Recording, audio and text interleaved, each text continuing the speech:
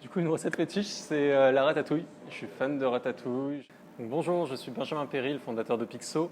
Chez Pixo, on supprime les emballages et couverts à usage unique de la restauration à emporter et livrée, mais sans aucune contrainte sur l'utilisateur.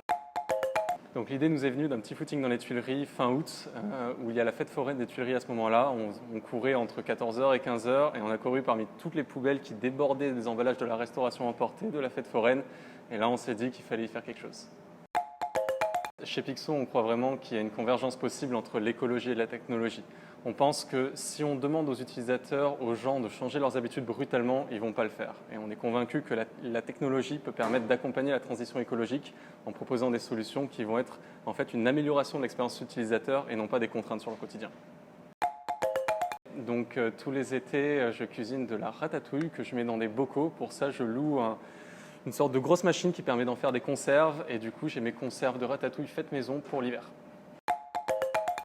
Du coup, une recette fétiche, c'est la ratatouille. Je suis fan de ratatouille. J'en cuisine souvent le dimanche quand c'est des légumes de saison, donc en plein été. Ça se marie avec tout et c'est très sympa.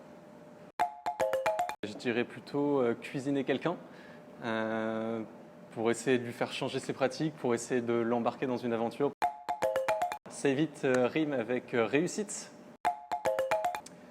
Donc il y a une réelle prise de conscience de l'écologie aujourd'hui dans la société et donc j'encourage toutes les personnes qui croient que l'écologie doit devenir un moteur de la société de le pousser dans leur quotidien, de le pousser dans leurs entreprises, de le pousser à leurs proches, des solutions comme Save It, comme Pixo et comme d'autres pour accélérer la transition.